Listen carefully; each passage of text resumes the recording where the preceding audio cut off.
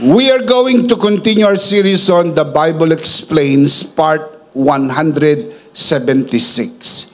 Today, we are going to talk about the virgin birth of Jesus. What does the Bible say about this? And how does it apply to our lives even after Christmas? Let's talk about this, but first, let's commit this to the Lord and let us pray. Our dearest Father in heaven, we are so very thankful for how you have gathered us today. This is a beautiful day. This is the day that you have made. We will rejoice and be glad in it. Thank you so much for the beautiful people who came here today to honor you, to worship you. Thank you so much for the wonderful time of praise and worship. Thank you so much for the beautiful people who are watching this broadcast and joining us via online. We commit to you this time, even this learning time.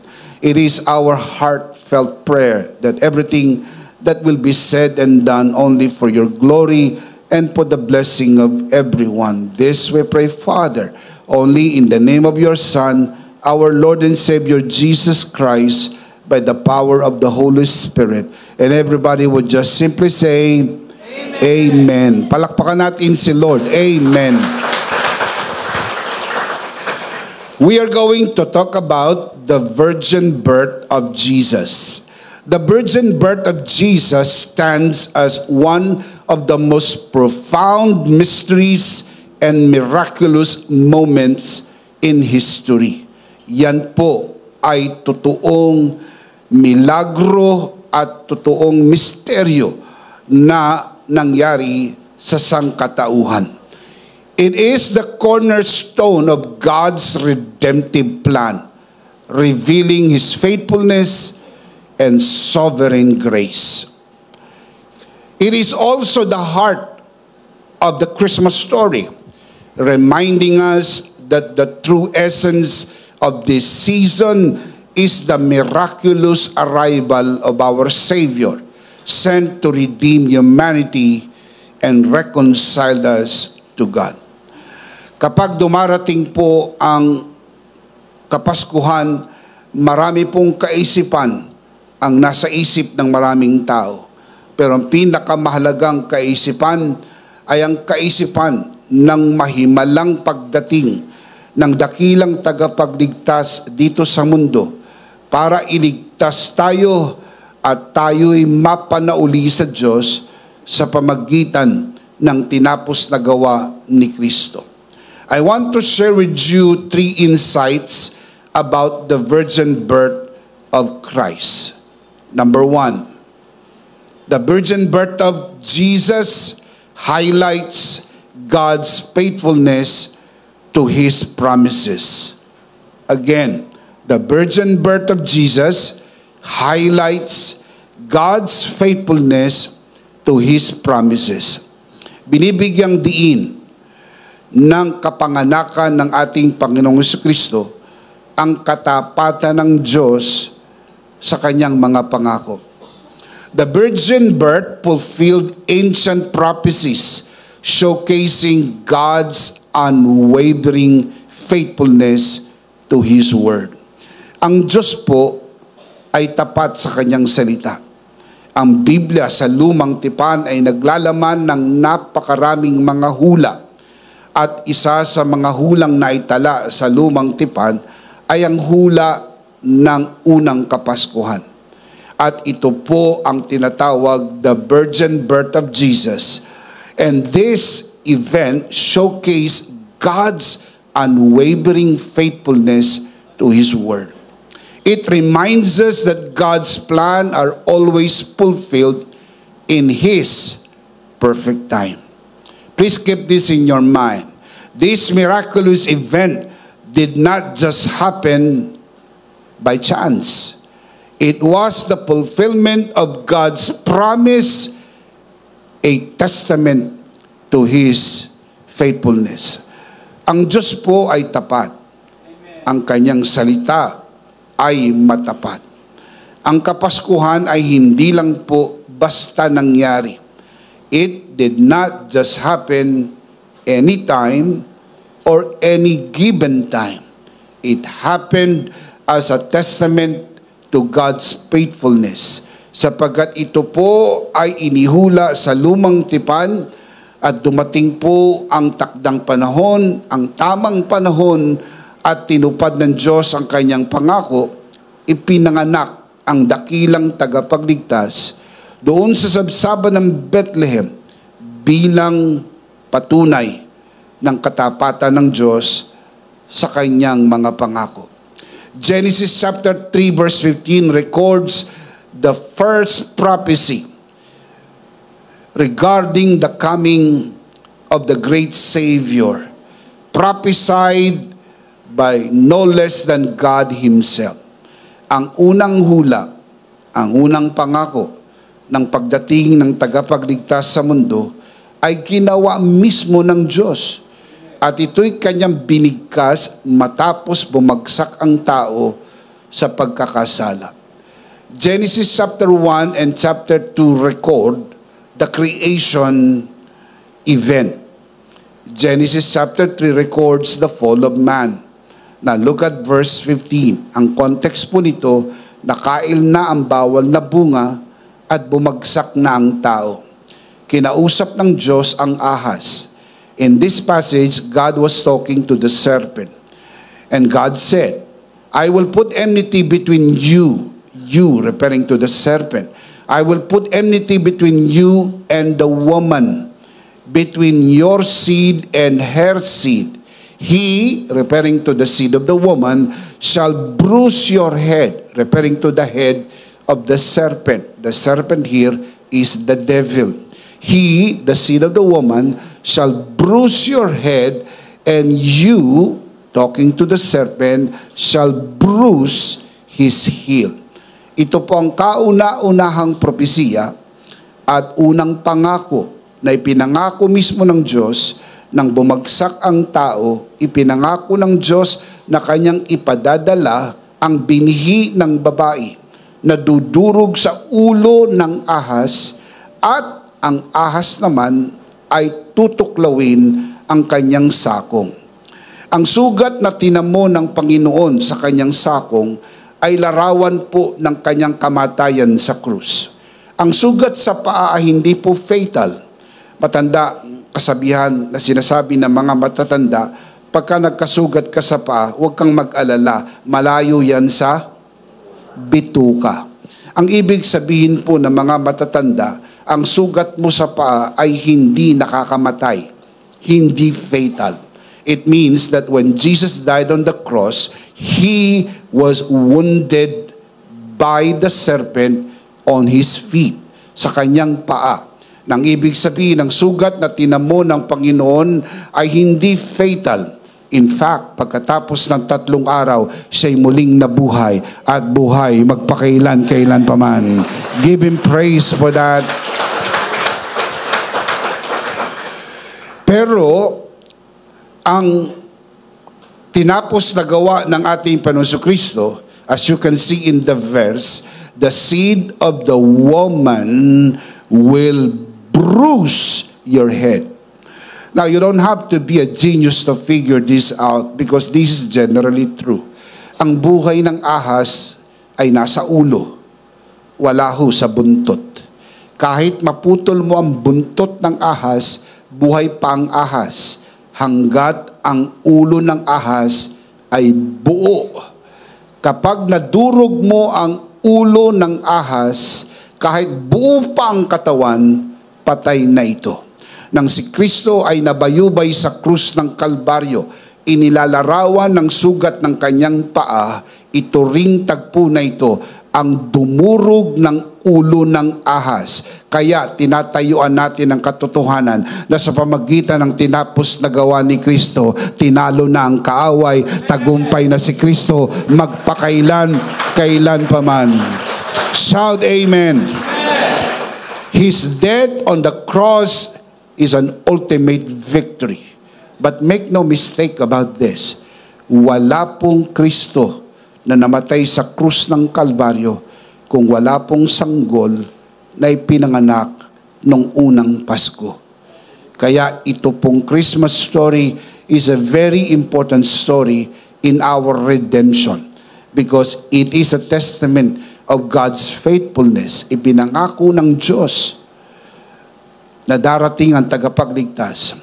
Pagkalipas ng 4,000 taon, tinupad ng Diyos ang kanyang pangako. Galatians chapter 4 verse 4, letter A. But when the fullness of the time had come, God sent forth His Son. Look at the next line.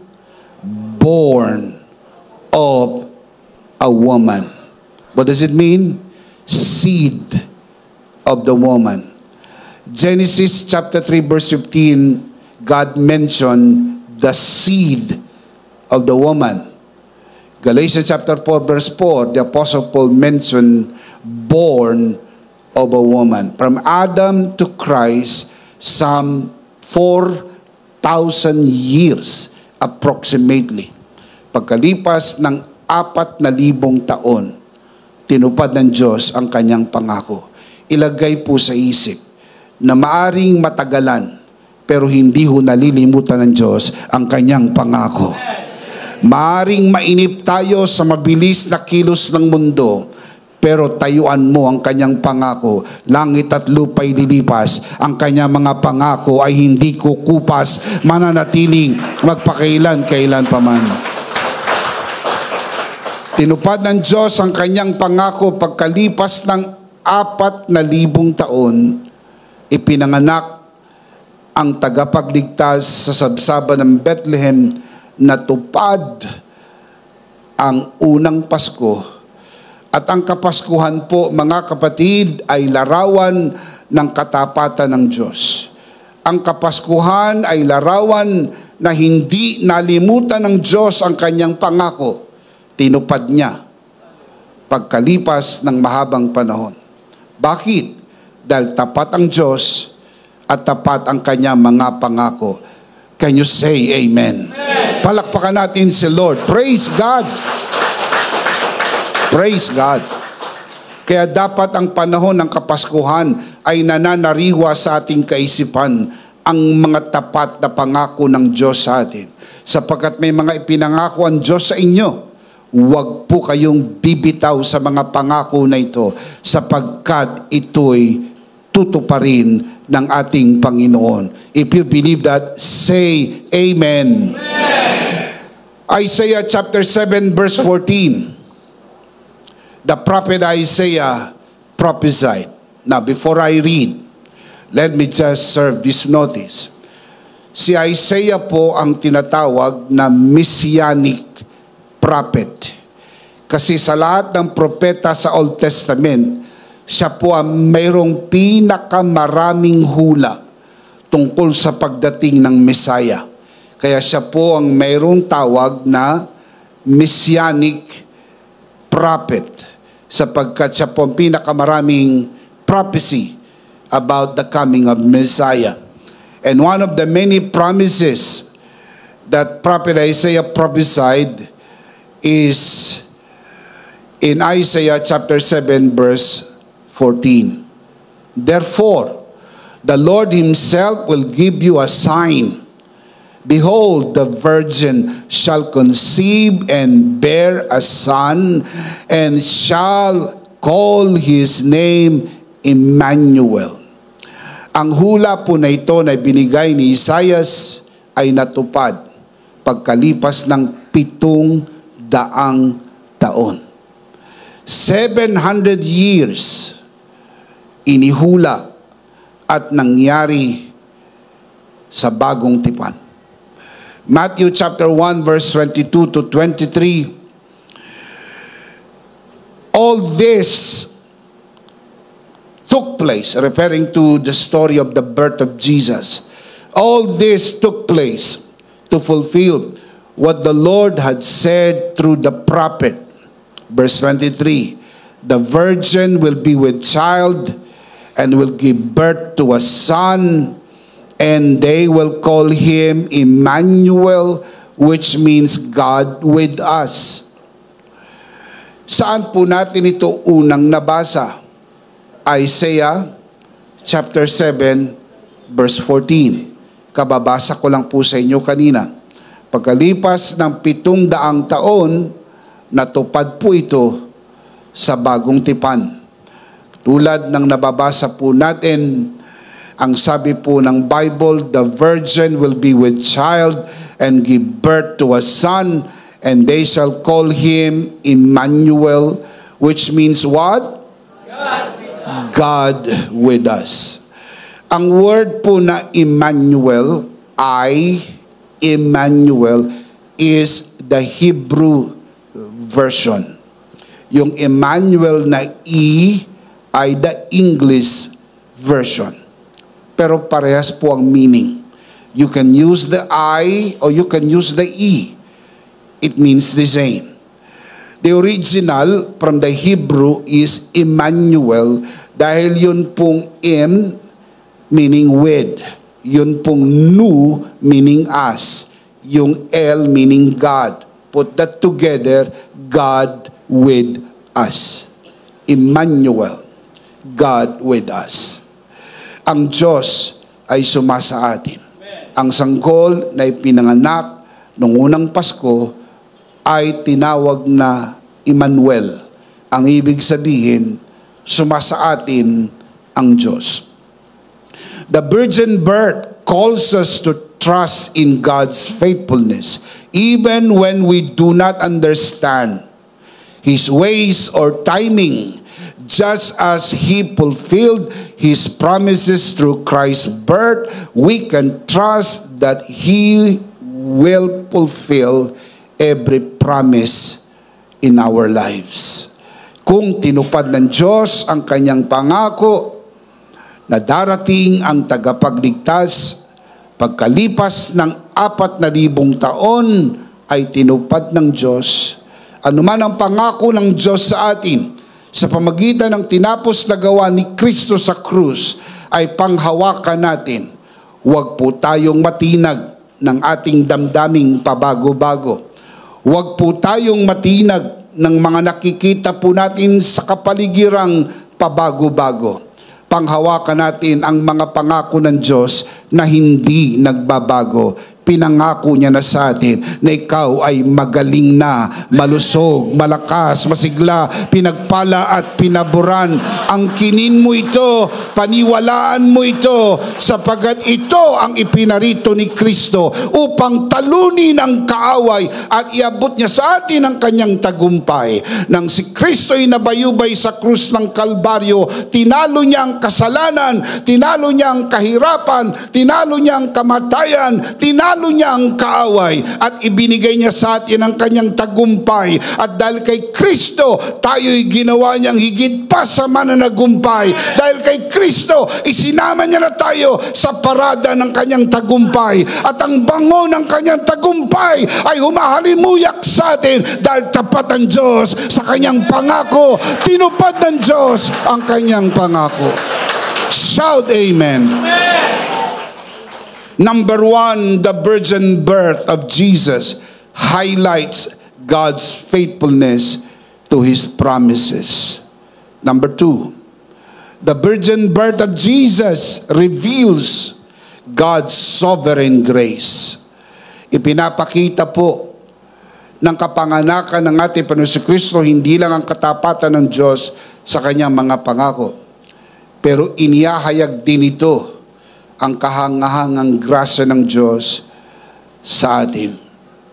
The virgin birth shows that salvation comes from God alone, not from human effort or merit. It reveals that our redemption is fully God's work of grace without any human intervention. Kung paanong ang kwento ng Kapaskuhan ay lahat gawa ng Diyos. Walang bahagi ang tao. Walang bahagi si Jose, walang bahagi si Maria. Ang ating kaligtasan ay gayon din. Walang bahagi ang tao, gawa lang ng Diyos, tinatanggap lang natin ito sa pamamagitan ng paniniwala. Kung pinaniniwalaan mo ang tinapos na gawa ni Kristo, paniwalaan mo, hindi nangyari yon kung walang Pasko, ipinanganak ang tagapagligtas. Dahil tinupad ng Diyos ang kanyang pangako, ang larawan ng Kapaskuhan ay larawan ng biyaya ng Diyos. Jesus was conceived by the Holy Spirit, ensuring His divine origin and sinless nature, making Him uniquely qualified to be our Savior. Matthew chapter 1 verse 18. This is how the birth of Jesus Christ came about. His mother Mary was pledged to be married to Joseph. But before they came together, she was found to be with child through the Holy Spirit. They were pledged to be married. They were already engaged. But before they came together, before anything happened to them as husband and wife, bago nangyari ang anupaman sa pagitan nila bilang mag-asawa, si Maria ay natagpuang nagdadalang tao sa pamagitan ng banal na spirito. That is supernatural, that is miraculous, that is God's act. Gawa ito ng Diyos, hindi po ito gawa ni Jose, hindi po ito gawa ng sinuman. Now look at verse 19. Because Joseph, her husband, was a righteous man and did not want to expose her, referring to her fiancée, Mary, her, to public disgrace, he had in mind to divorce her quietly. Now, let me explain itong part po na ito. Mababasa niyo po sa Deuteronomy chapter 32, verse 23 and 24. Oh, let me rephrase that. Deuteronomy chapter 22, verse 23 to 24, na ang sino mang birhen na nakatakda ng pakasal sa isang binata at natagpo ang nagdalang tao sa pamagitan ng sinuman at hindi ang kanyang mapapangasawa, siya po'y parurusahan ng kamatayan. This is very crucial para kay Maria, sapagkat kung hindi po siya tutuluyan ni Jose, si Maria bilang birhen at biglang nagdalang tao, at sino man ang may kagagawan po nitong tao, ang dalawa ay dadalhin sa syudad, sa labas ng syudad, sila po'y babatuin hanggang mamatay. You can read that in Deuteronomy chapter 22, verse 23 and 24. Kaya ang inisip ni Jose, mahal niya si Maria, pero hindi niya naiintindihan kung anong nangyayari. Absolutely, wala siyang idea kung paanong nangyari ng babaeng kanyang pakakasalan ay biglang nagdalang tao, gayong alam niyang hindi sa kanya dahil wala pang namamagitan sa kanila. Naturally, normally, when you think naturally, something went wrong. Mary went to town. That is how you think. Na hindi nyo pwedeng sisihin si Jose, sapagkat siya po'y nag-iisip ng natural at normal. Kaya habang iniisip niya ito, ayaw naman niya na si Maria ay malagay sa kahihiyan, dahil once mangyari ito, si Maria ay dadalhin sa labas ng syudad at death sentence po yun. At kung sino man ang may kagagawan nito, ay gayon din ang kaparusahan, sapagkat ito'y kahihiyan na dapat po ang kaparusahan ay kamatayan. Now look at verse 20. But after he had considered this, ano yung naisip niya? Hiwalayan si Maria pero patahimik. Now, quietly. Hindi na lang magkakaroon ng iskandalo, hindi na siya magsasampa ng reklamo, hindi na siya magsasampa pa ng demanda, kumbaga sa elders of the city, at wala nang usapin tungkol dito, tahimik lang. But after he had considered this, an angel of the Lord appeared to him in a dream and said, Joseph, son of David, do not be afraid to take Mary home as your wife. Sinabi ng angel the reason. Why? Because what is conceived in her is from the Holy Spirit. So nilinaw ng anghel, huwag kang mag-alala.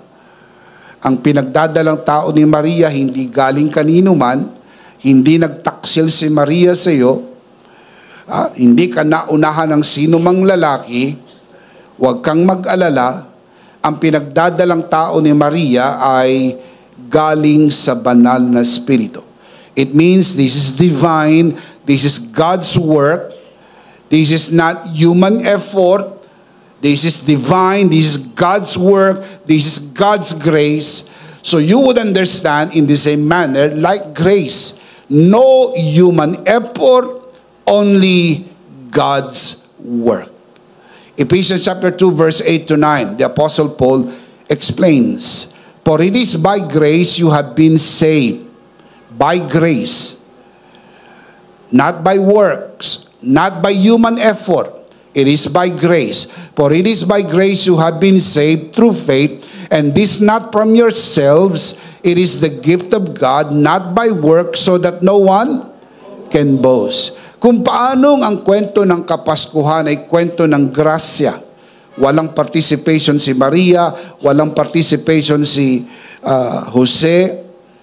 All divine, all God's work, for it to happen, it is by the Holy Spirit, not by Joseph, it is by the Holy Spirit. In the same manner, you need to understand that Christmas story reveals the grace of God, that our salvation is absolutely, completely divine, God's work, not mixture of grace and works, not works, but by grace alone.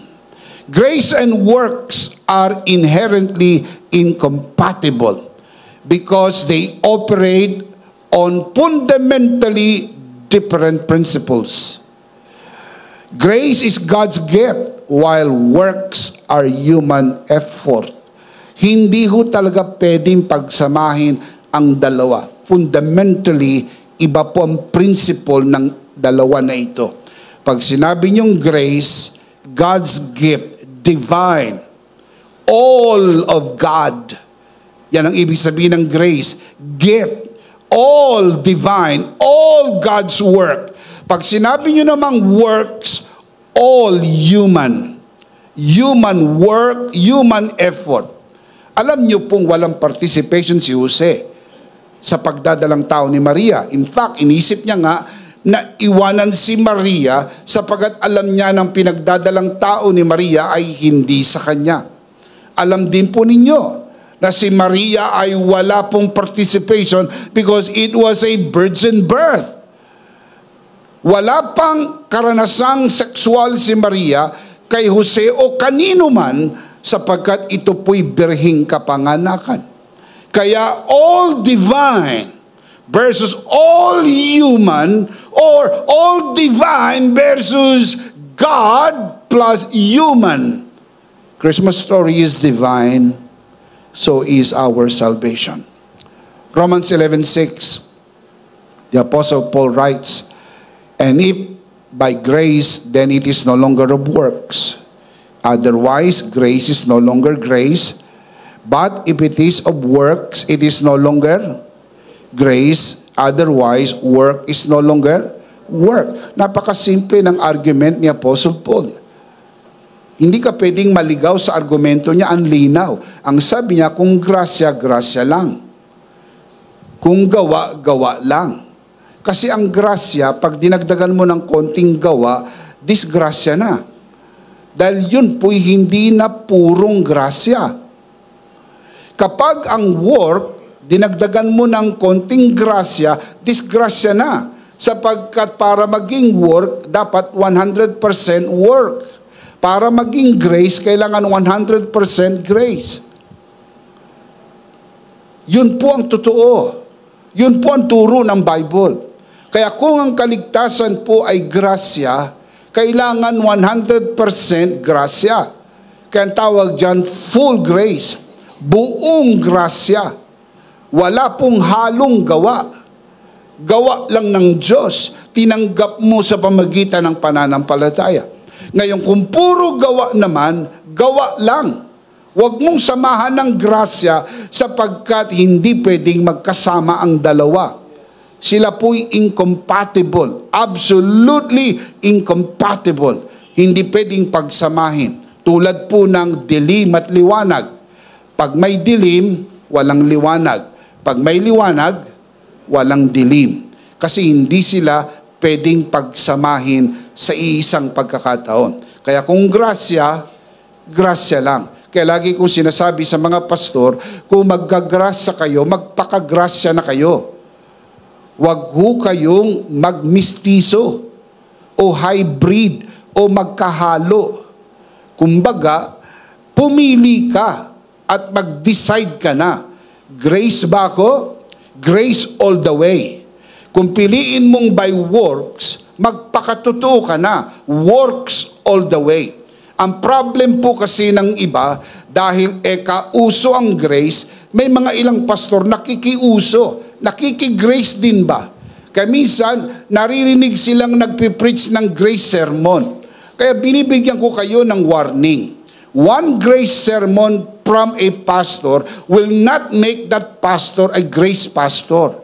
One grace sermon from a church will not make that church a grace church.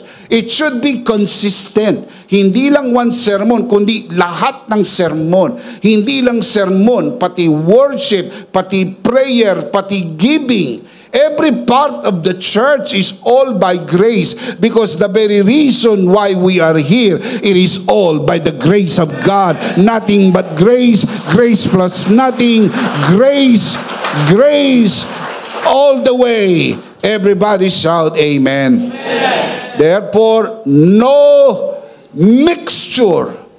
No mixture. Sabi ni Jesus, hindi mo pwedeng ilagay ang bagong alak sa sisidlang balat na luma. Hindi ka pwedeng magtagpi ng bagong tela sa lumang damit. Sa makatwid, ang bagong alak ay ang grasya.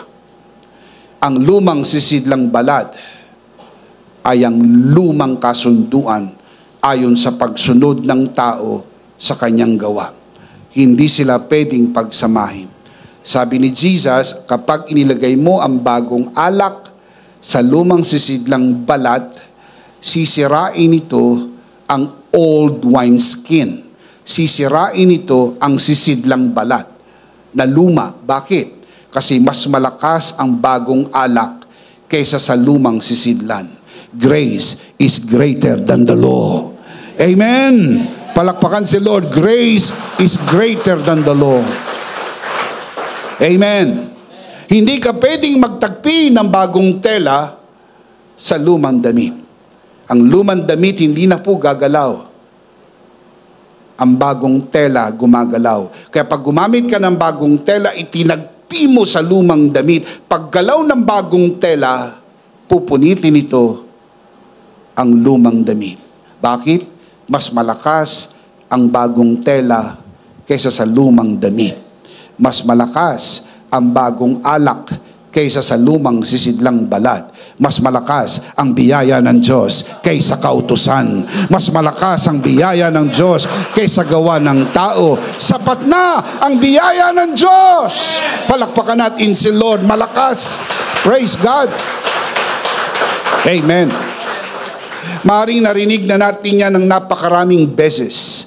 Pero sa tuwing naririnig po natin, nananariwa sa ating kaisipan ang istoryang hindi naluluma dahil sa tinapos na gawa ni Kristo. Natanggap natin ang biyaya ng Diyos, and we are forever saved, forever blessed, forever charito, forever blessed and highly favored, not by works, but by grace alone. Shout amen. The virgin birth is a profound example of God's grace without any human effort. It was fully God's work through the Holy Spirit, showing that salvation is purely by grace without human effort.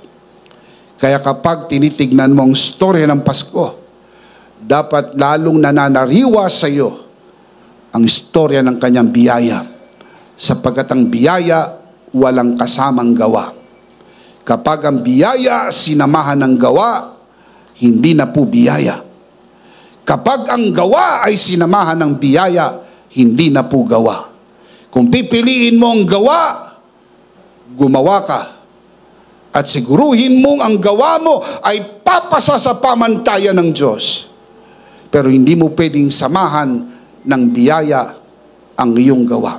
Pero pinagpapauna ko na sa inyo, lalo na sa mga nanonood sa broadcast na ito, pag pinili ninyo ang gawa bilang paraan ng inyong kaligtasan, hindi kayo papasa, sapagkat lahat ng ating mga gawa, kasama na ng mga mabubuti mong gawa, ay katulad lamang ng maruming basahan sa harap ng Diyos. Dahil ang problema ng tao ay hindi kung ano ang kanyang ginagawa. Ang problema ng tao ay kung ano siya.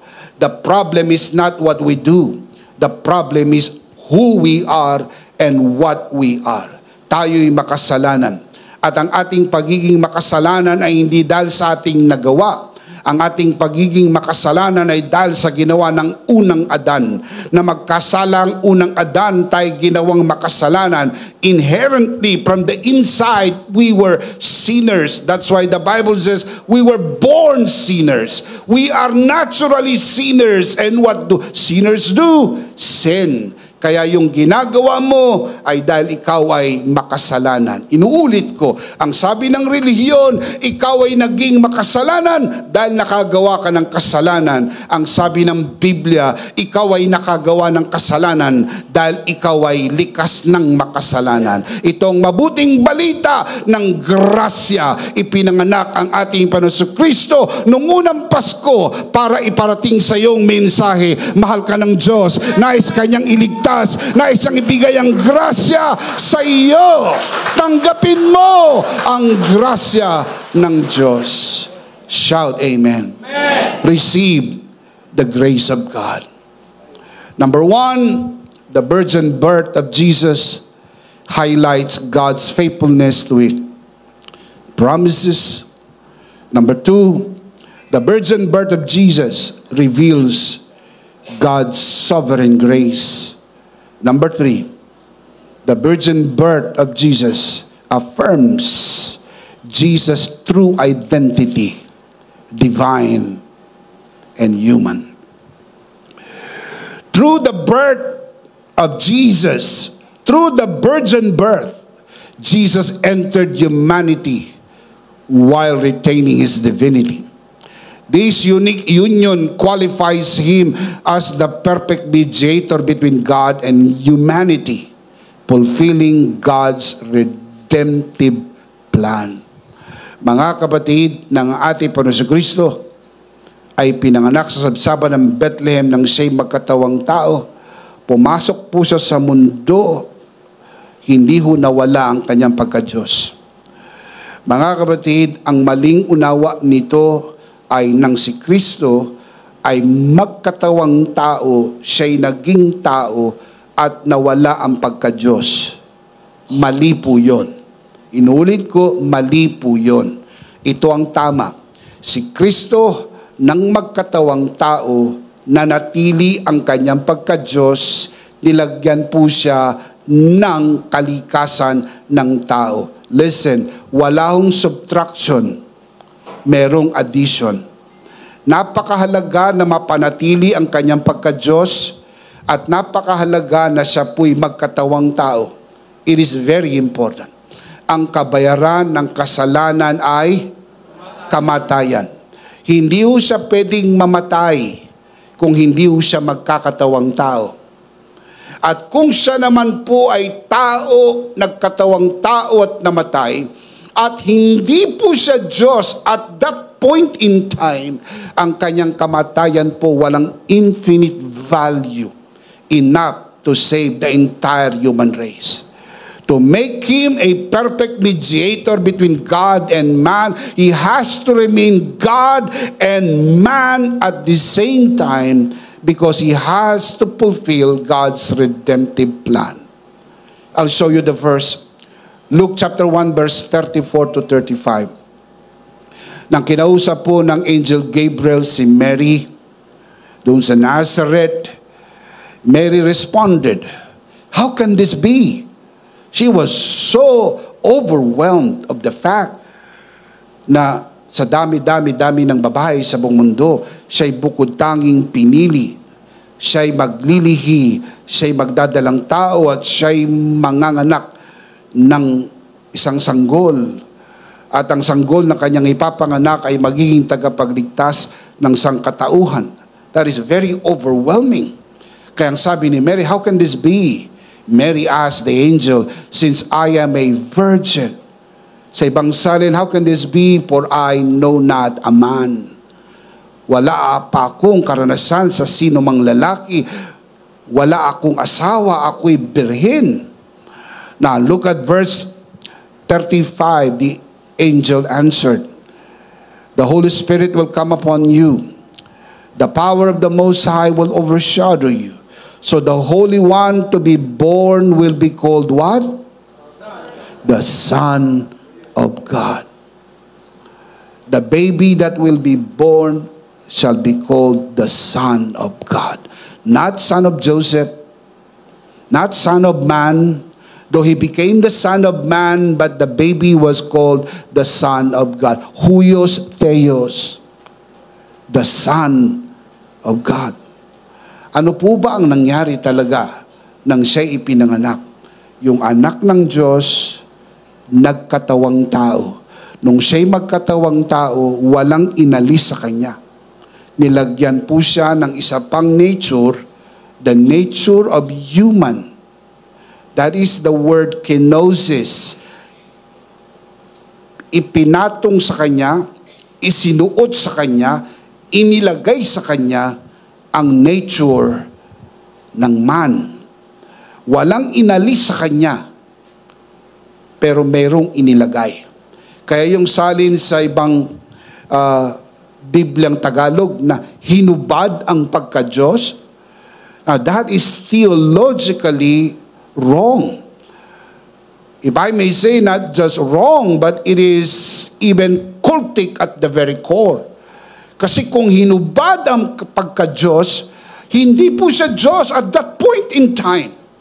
Marami po yung babanggain na talata sa Biblia. Nung nasa human form po siya, he was worshipped. Kung siya po ay in human form and not God at that point, at siya'y winworship, at tinanggap niya ang worship, he committed blasphemy. Dahil hindi pwedeng sambahin ng tao, ang Diyos lang ang dapat sambahin. And many more, many more. We can discuss that even more. But my point is, nung siya'y ipanganak, siya po ay nanatiling Diyos kasi tinawag po siyang Son of God. In fact, nung siya'y pinanganak, ang sabi po sa hula, ang kanyang pangalan ay tatawaging Emmanuel. Ang ibig sabihin, sumasa atin ang Diyos. Kasama natin ang Diyos. So yung sanggol na kasama nila, yun ay Diyos. In fact, kahit saan yung sanggol, dumating po yung mga wise men from the east. If you know your Christmas story, the wise men from the east came, they brought their gifts, and you can read in the Bible, they worship Him. Only the baby. Hindi yung sinabing they worship them. Only the baby. Baby pa siya, winorship na. Bakit? Kasi hindi ho lumalaki ang Diyos. Hindi ho maliit ang Diyos at lumalaki ang Diyos. Hindi po. Ang pagka-Diyos po ay hindi po posisyon. Ang pagka-Diyos po ay nature. Kaya kahit saan yung tao pa lang, nandun yung nature ng God, the wise men worship Him.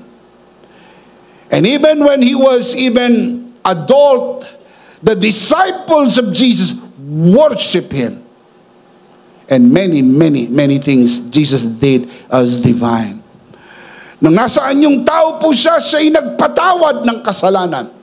Naalala niyo po yung paralitiko na ibinaba ng 4 na magkakaibigan sa kanyang harapan at sinabi ni Jesus, lakasan mo ang iyong loob, pinatawad na ang iyong mga kasalanan. Nagbulungan Ang mga meron, ang sabi ng mga meron, pamumusong!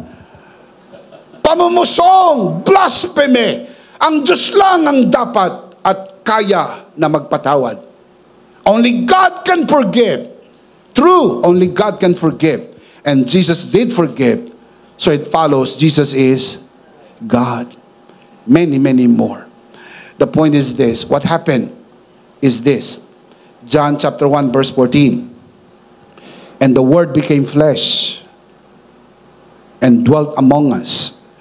And we beheld His glory. The glory as of the only begotten of the Father, full of grace and truth. Yan po yung nangyari. Nagkatawang tao ang Diyos. Ang Diyos, hindi inalis ang pagka-Diyos at ginawang tao. Hindi po. Ang Diyos, binalutan ng anyong tao. Merong idinagdag sa Kanya, pero walang inalis. Ang Greek word na ginamit po na begotten, you can see this on your screen, comes from the Greek word monogenes. Monogenes. It's a combination of two words. Mono, single. You know that. Yung genes, that's where we get the English word genes. Genos or genes, that's where we get the English medical term genes. Genes means life, family, or offspring. Pwede bang ma-determine ang lineage ng isang tao sa kanyang genes? Yes. Pwede po ma-determine kung sino ang tatay sa pamagitan po ng genetic testing. Matetest naman po ang mga genes. Hindi magsisinungaling ang laboratory. Matetrace kung sino ang tatay mo. Sapagkat iyan po ay genetic. Nandyan po yan sa genes. Kaya pag sinabi pong monogenes, ang ibig sabihin po niyan ay single life, single family, single offspring. Madali maintindihan. Ang anak ng tao, tao. Kayo ba may kamag-anak na hayop? Natawa yung iba, parang may naalala kayong kamag-anak. Tinatanong ko kayo, may kamag-anak po ba kayong hayop? Wala. Mabuti naman. Dahil hindi kayo pwede magkaroon ng kamag-anak na hayop dahil ang kamag-anak ng tao ay tao, ang kamag-anak ng hayop ay hayop. Tama po ba? Yes.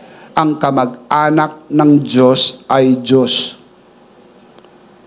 They share single life, they share single family, they share single offspring. Pero may mga namumiloso po, mga kamag-anak ni Tasyo. Pilosopong Tasyo. Sabi, Bishop, but tayo naging anak ng Diyos. Hindi naman tayo Diyos. Now, make no mistake about this. Tayo po'y naging anak ng Diyos by virtue of adoption. Inampun tayo ng Diyos. At nung tayo po'y inampun ng Diyos, tayo'y naging anak ng Diyos. Kaya ang tawag sa atin sa Greek, huios thesia, adopted child. Ang tawag kay Jesus, huios theos, Son of God. Tayo po na mga anak ng Diyos, inampun ng Diyos. Para ma-legitimize ang pag-ampun sa atin ng Diyos, inilagay niya ang kanyang buhay sa atin. Kaya now we carry the life of God. We carry the life of Jesus. We carry the genes of our Father. Shout amen! Kaya hindi na maitatanggi anak ka talaga ng Diyos. Dahil ang sabi sa Biblia, katulad tayo ni Jesus. First John 4:17, we are like Jesus. Ephesians 4:24, we are like God because Jesus is in us. Can you say amen? Put on the new self created to be like God in true righteousness and holiness. Ephesians 4:24. Sa mga tweed, yung pong ipinanganak sa sabsaban ng Bethlehem ay Diyos na nagkatawan tao. Ipinapakita sa atin ng kwento ng Pasko ang tunay na identity ni Jesus. Kaya kita nyo po, may mga reliyong hindi naniniwala sa Pasko, ayaw magpasko, pero tumatanggap ng regalo. Ayaw ng Pasko, pero tumatanggap ng 13-month pay. May bonus pa. Sana magpakatotoo kayo. Sabihin nyo doon sa kumpanya, huwag nyo na akong bigyan ng 13-month pay. Huwag nyo na akong bigyan ng bonus. Tsaka pakiusap ko, mag-announce kayo sa Facebook, hindi ako tumatanggap ng regalo, hindi ako naniniwala sa Pasko. Ang problema, sabi nyo, hindi kayo naniniwala sa Pasko, pero tumatanggap kayo ng regalo. Meron kayong pasasalamat. Meron kayong mga pagtanggap ng regalo. Bakit? Kasi gusto lang nila yung pakinabang na dulot nito, pero hindi nila naiintindihan kung ano talaga ang kahulugan ng Pasko. Ito ang kahulugan ng Pasko. Mahal tayo ng Diyos. Ang Diyos nagkatawang tao para iligtas tayo sa ating mga kasalanan. Shout Amen. Philippians chapter 2 verse 6 to 7. Who? Referring to Christ, being in very nature God. See the first nature God, very, very nature God, did not consider equality with God something to be grasped, but made himself nothing, taking the very nature of a servant, being made in human likeness. Taking, that is the Greek word kenosis, something put into Christ. Hindi po ni-remove ang divinity, nag-stay ang divinity, taking the very nature of a servant, being made. He was made in human likeness. May idinagdag. Well, of course, I understand. It would take a lot of time to explain this even further. And I am doing injustice to just say this without having more time to explain this. Naintindihan ko po yun. Pero ako rin ay nakakaintindi na kahit anong paliwanag ang pwede kong gawin, hindi ito maiintindihan hanggang hindi ito ipahayag sa iyo ng Panginoon. Because this is a revelation that you can only understand by revelation. I wish this could help. Meron pong two natures si Jesus, human and divine, divine and human. Ang tawag po rito, hypostatic union. Nung kami po ni Pastora Joy, nag-aaral pa sa seminary, one of my major papers ay hypostatic union. One of the major papers I wrote entitled Hypostatic Union, the union of Christ's two natures, divine and human.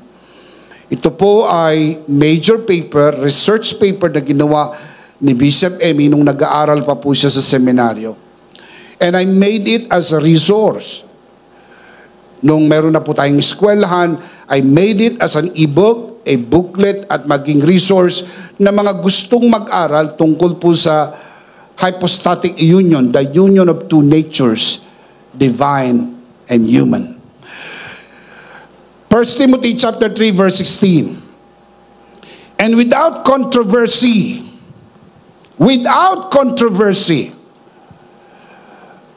walang kalituhan, walang pagtatalo, without controversy, great is the mystery of godliness. Now look at the mystery. This is the great mystery. God was manifested in the flesh. The word manifested comes from the Greek word panero, which means appeared, shown, revealed. So you can put it this way. God appeared in the flesh. Of course, in the person of Jesus. So who is Jesus? God. God appeared in the flesh. Another meaning of panero is shown. God was shown in the flesh. Walang pwede makakita sa Diyos. Ang Diyos ay Espiritu. Hindi mo pwede makita ang Diyos dahil ang Diyos ay Espiritu. But Jesus is the image of the invisible God. Ang Diyos na hindi nakikita ay nakita sa persona ni Jesus. Naalala niyo po yung tanong ni Felipe? Ang sabi ni Felipe, ipakita mo sa amin ang Ama at ito'y sapat na. Sumagot si Jesus, Felipe, Felipe, Felipe. Felipe. Di yata di mo ko nakikilala. Ang nakakita sa akin ay nakakita sa Ama. Na hindi niya sinasabing siya ang Ama. Yun ang pinakamabilis na interpretation ng mga taong ayaw mag-aral. Jesus was not saying that I am the Father. What Jesus was simply saying is the Father is in me and I am in the Father. Two separate persons, but one in divinity. I am in the Father and the Father is in me, because the only way you can see the Father is in the visible manifestation of the Son, who is the exact representation of the invisible God. Amen. That is why God was shown in the flesh. Nakita ang Diyos sa pamagitan ni Jesucristo. Another meaning of panero is God was revealed in human form. Ang Diyos na hayag sa anyong tao. Kaya si Jesus ay Diyos na nagkatawang tao. Can you say amen? Christmas celebrates the mystery of Christ's divinity and humanity revealed in His birth. That is why Christmas story is very, very important. Kasi sa kwento ng Pasko, nakikita mong maliwanag ang larawan na nahayag, ang pagka-Diyos ni Kristo, at the same time, ang pagkatao ni Kristo. As fully God, He came to reveal the Father's love and grace. As fully man, He shared our frailty to redeem us. Bilang tao, nagutom siya. Bilang tao, nauhaw siya. Bilang tao, napagod siya. Bilang tao, namatay siya. Inako niya ang ating pagiging tao upang sa pamagitan ng kanyang tinapos na gawa, tayo ay maging katulad niya at maging katulad ng Diyos sa katuwiran at kabanalan na ipinagkaloob sa atin. That is why Paul said, put on the new self, created to be like God. The new self, the born again spirit, is like God in true righteousness and holiness. Salamat sa kwento ng unang Pasko. Palakpakan natin si Lord. Praise God. Amen. Let's see them again. The virgin birth of Jesus. 3 insights. Can we read this out loud? 3 insights. These are powerful insights that we will remember for a very, very long time. Not only on this Christmas season, but indelibly printed into the recesses of our brain and even in the tablets of our hearts that we will never forget. Ito yung implication and insights ng story ng Christmas. Let's read them out loud. Ready? 3 insights on the virgin birth of Jesus. Ready? Number 1. Highlights God's faithfulness to His promises. Number 2. Reveals God's sovereign grace. Number 3. Appears Jesus' true identity, divine and human.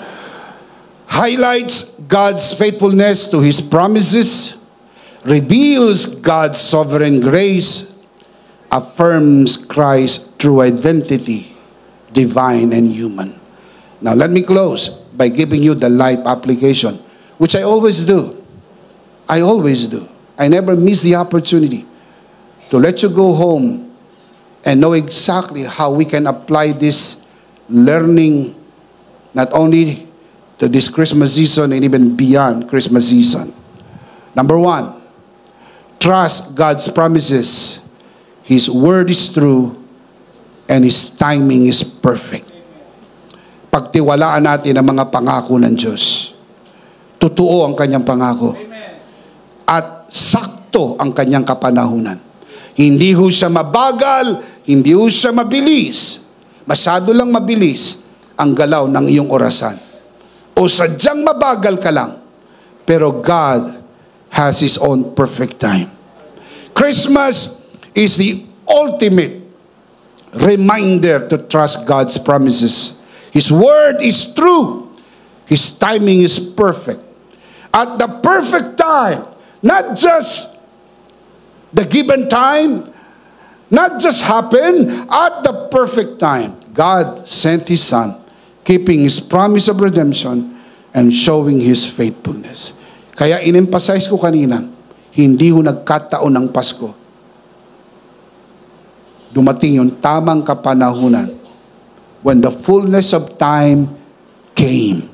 The word time there, the Greek word used there is chronos, chronological order. God in His perfect time. God in His perfect time. Kaya bawal mainip. Sabi mo sa iyong katabi, bawal mainip. Yung iba, sarili ang kausap. Sabihin mo sa katabi mo, bawal mainip. Bakit? Sabi sa Ecclesiastes 3:11, God makes everything beautiful in its time. It took 4,000 years before God fulfilled His promise. 4 na oras pa lang, naiinip ka na. 4 na araw pa lang. 4 na linggo pa lang. 4 na taon pa lang. Huwag mainip. Tutuparin ng Diyos ang kanyang pangako. Isa sa maliwanag na pangako ng Diyos, believe on the Lord Jesus and you will be saved and your household. Panghawakan mo ang pangako ng Diyos, ililigtas niya ang iyong buong pamilya. Ililigtas ng Panginoon ang iyong buong pamilya. Amen? That is why Christmas is about family. It's about family. That's why we want to celebrate as a family. Because the first family, Mary, Joseph, and baby Jesus. Huwag mapanghinaan ng loob. Tapat ang Diyos sa kanyang pangako. Can you say amen? Number 2, celebrate Christmas as a reminder of God's faithfulness. As we celebrate this Christmas, pag namasyal na po kayo, pag kumain na kayo ng masarap na pagkain, tagmamantika na ang nguso ninyo sa sarap ng inyong kinakain. And just enjoying this. Please remind yourself, God, you are faithful. What a faithful God have I. What a faithful God have I. Faithful in every way. Amen. Tapat ang Diyos sa inyo. Tapat ang Diyos sa inyong lahi. Amen. Naging tapat ang Diyos kay Abraham, kay Isaac, kay Jacob, kay Jose, at sa buong Israel. Lahat ng kanyang pangako tinupad niya. Kung nagawa ito ng Diyos sa lumang kasunduan, humawa ka ng maigi. We are living in a better covenant. Tapat ang Diyos sa kanyang pangako. Amen. God is faithful. Alam niyo po ba kung sinong kausap ng Diyos sa mga pangako na ito? Ang kanyang anak. Dahil ikaw ay nasa kanyang anak, hindi pwedeng mabigo ang Diyos sa kanyang pangako sa iyo dahil hindi niya pwedeng biguin ang kanyang anak. Kaya nilinaw ni Apostol Pablo, lahat ng mga pangako ng Diyos ay oo dahil ikaw ay na kay Kristo. All the promises of God are yes in Christ. Are you in Christ? Taas ang kamay ng naniniwala sa na kay Kristo. Palakpakan natin ang Panginoon. You are in Christ. As we celebrate Christmas, let it stir gratitude in our hearts and deepen our trust in a faithful God who fulfills every promise, no matter how long it takes. Keep on keeping on. Hold on. God has never failed you yet. And He is not about to fail you. No, not at all. He will prove Himself faithful to you, so that when we reach the end of this journey, you can always look back and say, God, You've been so faithful to me. What a journey. What a journey it has been.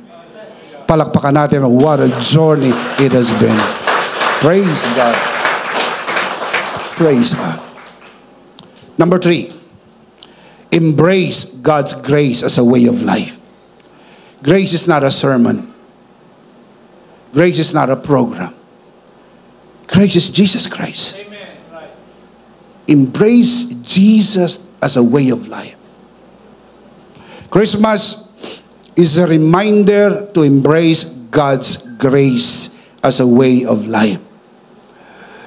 Just as Jesus' birth was an act of pure grace, freely given, we are called to live daily in that grace, receiving it, sharing it, and let it shape our actions and relationships. Let grace be a way of life as a father, as a daughter, as a pastor, as a friend. Let it be our way of life. And the only way it can be is by first receiving it and sharing it with others. Can you say amen? Amen. That's why Christmas is beautiful. Number 4, celebrate Christ's uniqueness, divine and human in one.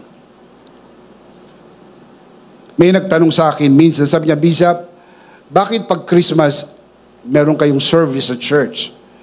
Sabi niya, hindi niyo ba alam na Christmas is about family? Family will go out, people will be out there, abroad, provinces, pasyal here and there. Sabi ko, I know, I realize that. We just made a decision long time ago. Since time immemorial, and I cannot even remember kung gaano na ito katagal. But since time immemorial, we always make a point that Christmas is not about us. It's about Him. That's why we come to worship Him. People come to adore Jesus. That's why let us come and adore Him. It's about Jesus. It's not about us. We have all our time. 365 days in the whole year. Lahat pwede sa'yo. Pero you have to think, this is the time I can honor Him and worship Him. Because no one is like Him. You know, no one is like Him. Listen to this. Christmas celebrates Christ's uniqueness. Fully God, fully man. No one is like Him.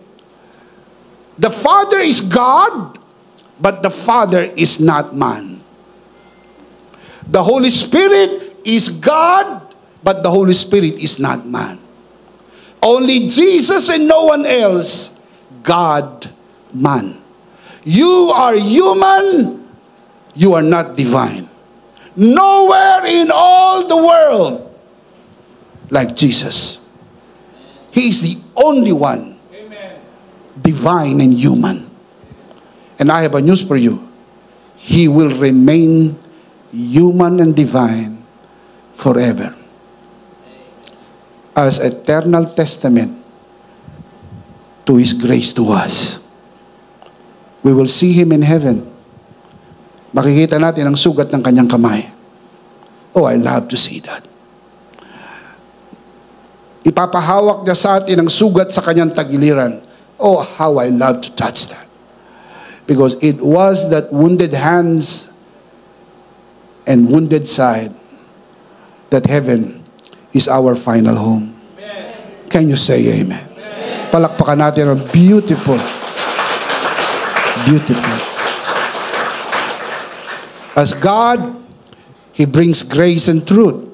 As man, He shares our struggles and redeems us. This is the heart of Christmas, showing us His love and salvation. That's why you don't have to explain yourself to Jesus.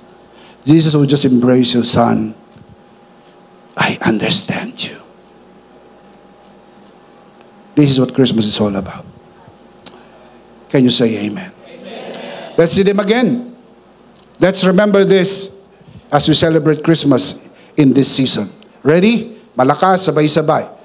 Ready? Ito po yung life application. Ready? Number 1.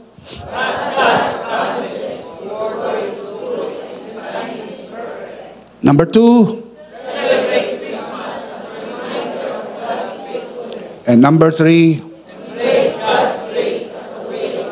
And number 4. Trust God's promises. Celebrate Christmas as a reminder of God's faithfulness. Embrace God's grace. Celebrate Christ's uniqueness, divine and human. And let me just remind you, Christ is the only reason for this great season. No one else. Not you. Not me. It's the uniqueness of Jesus. And the big idea is, in Christ, I can celebrate through Christmas. Are you in Christ? That's the only way you can celebrate Christmas. Hindi ho yan sa sarap ng pagkain, hindi ho yan sa Christmas party, hindi ho yan sa pera, hindi ho yan sa pasyal. Hindi ho masama ang lahat ng ito. Bless your heart, you have all this to enjoy. But amidst the joy and celebration, always look up and say, I celebrate Christmas because I am in Christ. Taas ang kamay, naniniwala siya na kay Kristo. Sabihin natin sabay-sabay anong big idea? In Christ, I can celebrate through Christmas. Hindi lang Pasko, kundi tunay na Pasko. Ayaw naming tapusin ang broadcast na ito na hindi kayo mabigyan ng pagkakataon magdiwang ng tunay na Pasko sa pamagitan ni Kristo.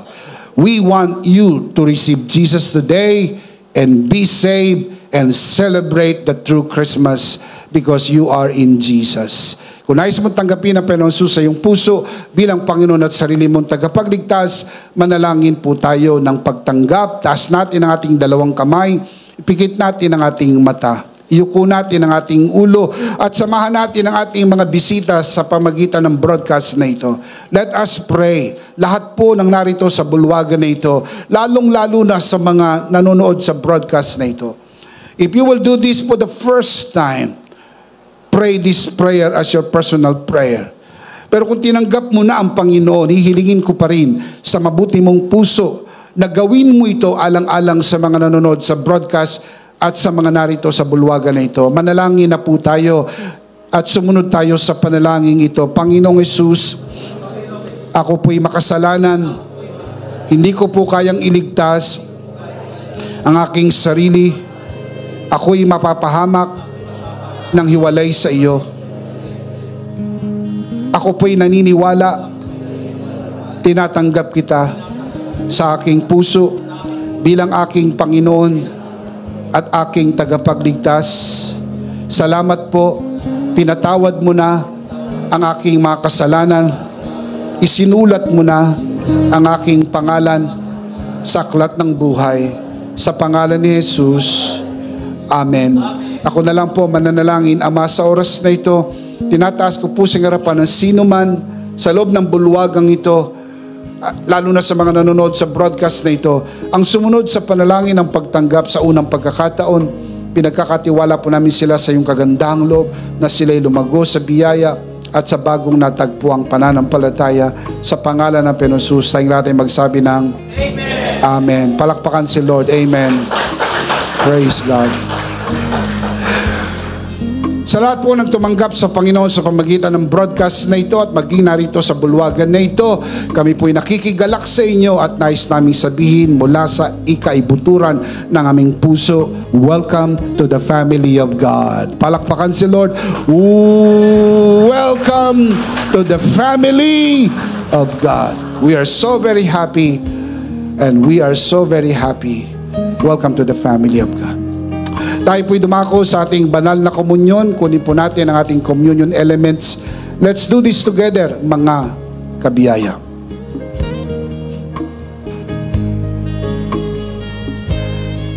Let's do this together, mga kabiyaya. Hawak-hawak po natin ang pinakamakapangyarihang simbolo ng tinapos na gawa ni Kristo sa krus ng Kalbaryo. Ito ang biyaya. Ito ang aral na tinanggap ko sa Panginoon at ngayon naman ay binibigay ko sa inyo. Nang gabing siya'y pagkanuli, dumampot siya ng tinapay. Kanyang pinagpira-piraso at kanyang sinabi, ito ang aking katawan na pinagpira-piraso dahil sa inyo. Gawin niyo to bilang pag-alaala sa akin. Sabay-sabay po natin gawin.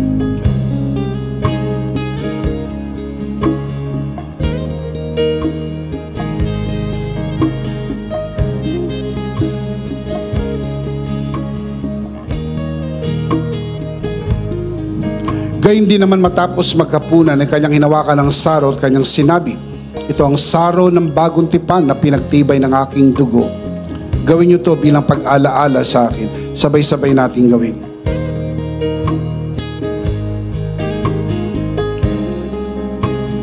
Ate po itaas ang ating dalawang kamay at sumunod po tayo sa panalangin na ito. Aming Ama, maraming salamat po sa aming Panginoong Hesukristo. Panginoong Hesukristo, maraming salamat po sa iyong banal na dugo na iyong itinigis sa krus ng Kalbaryo. Dahil po dito, lahat ng aming kasalanan ay iyon ang pinatawad. Maraming salamat po sa iyong katawan na nabugbog at nasugatan. Dahil po dito, lahat ng aming sakit ay iyon ang pinagaling.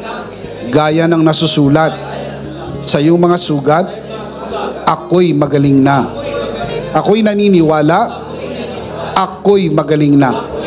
Aking dinideklara, ako'y magaling na. Ako'y malusog, malakas, masigla, pinagpala, pinaburan, at mabubuhay ng mahaba. Sa pangalan ni Jesus, maraming salamat po, Banal na Espiritu, sa iyong kapahayagan sa mensahe ng biyaya. Sa pangalan ng Panginoong Jesus, Amen. Amen. Palakpakan si Lord. Amen. Woo! Praise God. Sabay-sabay malakas. Ano po ang big idea? Mas malakas pa. In Christ, I can celebrate through Christmas, understanding God's faithfulness, sovereign grace, and the uniqueness of Christ enable us to celebrate a true Christmas. And the big idea is, all together, one more time. In Christ, I can celebrate through Christmas. Thank you very much. Sapagkat kay Kristo, pwede nating ipagdiwang ang tunay na Pasko. Last of all, let me speak to your heart, you who are watching this broadcast. If this broadcast has blessed you, and I'm not asking too much, I would like you to bless this ministry with your love offering, so that together we can reach the world with the message of full grace. And from the bottom of our hearts, here at EMI, we would like to say, thank you for giving to the Lord. We'll see you next Sunday, prayerfully on site, but definitely we'll see you again online. Ako po si Bishop Emmy, kasama po si Pastora Joe at ang kabuuan ng The Lord's Community and EMI Broadcast. Maraming thank you. Stay a bit for more announcement. Stay blessed, stay connected, stay charito, because in Christ you are forever. Charito! Charito!